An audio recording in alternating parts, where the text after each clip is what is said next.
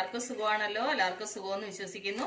ഇനി ഞാൻ വന്നിരിക്കുന്നത് ഉരുളക്കിഴങ്ങ് വെച്ചിട്ട് നമുക്കൊരു ദോശ എങ്ങനെ ഉണ്ടാക്കാന്നൊരു വീഡിയോ ആയിട്ടാണ് വന്നിരിക്കുന്നത്. അതിനു മുമ്പായി എന്റെ കൂട്ടുകാർ ആദ്യമായിട്ടാണ് എന്റെ വീഡിയോ ചാനൽ കാണുന്നതെന്നുണ്ടെങ്കിൽ പ്ലീസ് എല്ലാവരും എന്റെ ചാനൽ സബ്സ്ക്രൈബ് ചെയ്യണം കേട്ടോ.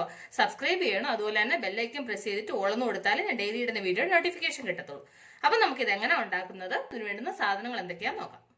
അതിനുവേണ്ടി ഞാൻ ഒരു ഉരുളൻകിഴങ്ങ് ചെറുതായിട്ട് അരിഞ്ഞ് വെള്ളത്തിലിട്ട കേട്ടോ. വെള്ളത്തിലിട്ടില്ലെന്നുണ്ടെങ്കിൽ കറുത്തു പോകും. അതുകൊണ്ടാണ് ഞാൻ അരിഞ്ഞ് അങ്ങനെ വെള്ളത്തിലിട്ടത്. ഇത് ഇനി എന്നാ ചെയ്യണമെന്ന് വെച്ചാല് മിക്സിയുടെ ജാർ എടുത്ത് ഇതിലേക്ക് ഇതിട്ടിട്ട് ഇത് നൈസായിട്ട് അരയ്ക്കണം.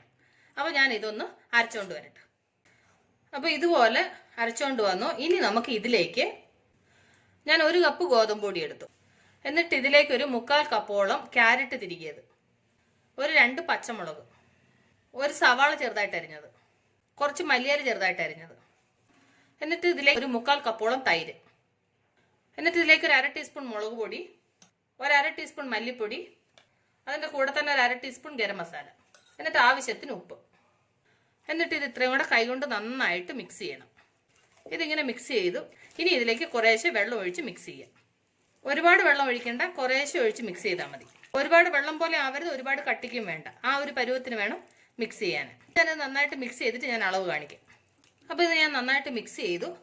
ഈ ഒരു അളവിൽ വേണം മാവ് ഉണ്ടാവാൻ, ഒരുപാട് വെള്ളം പോലെ ആവണ്ട കേട്ടോ. ഇനി എന്നാ ചെയ്യണമെന്ന് വെച്ച് കഴിഞ്ഞാൽ ഇതൊരു 10 മിനിറ്റ് ഇതിങ്ങനെ ഇരിക്കട്ടെ. അപ്പോൾ ഒരു 10 മിനിറ്റ് കഴിഞ്ഞു. ഇനി നമുക്ക് ഇത് എന്നാ ചെയ്യണമെന്ന് വെച്ച് കഴിഞ്ഞാൽ കൊണ്ട് ദോശക്കല്ലിൽ ഒഴിച്ചിട്ട് നമുക്ക് ഇത് ദോശ പോലെ ചുട്ടെടുക്കണം. അപ്പം ഞാൻ സ്റ്റൗ കത്തിച്ച് ദോശക്കല്ല് അടപ്പേക്കട്ടെ. അപ്പോൾ ദോശക്കല്ല് നന്നായി ചൂടായി. ഇതിലേക്ക് നമുക്ക് കുറച്ച് എണ്ണ തൂത്ത് കൊടുക്കാം. അപ്പോൾ എണ്ണ തൂത്ത് കൊടുത്തു. ഇനി നമുക്ക് ഇതിലേക്ക് മിക്സ് ചെയ്ത് വെച്ച മാവ് ഒഴിച്ചിട്ട് ഇതൊന്ന് പരത്തി കൊടുക്കാം. കണ്ടില്ലേ? അപ്പം അതിൻ്റെ മുകളിൽ ചെറുതായിട്ട് ബബിൾസ് വരുന്നുണ്ട്. ഇതിൻ്റെ മുകളിലേക്ക് കുറച്ച് എണ്ണ ഒഴിച്ചു കൊടുക്കാം. അപ്പം ഇതിൻ്റെ ഒരു സൈഡ് ഫ്രൈ ആയിട്ടുണ്ട്. അപ്പോൾ നമുക്കിതൊന്ന് തിരിച്ചിട്ട് കൊടുക്കാം.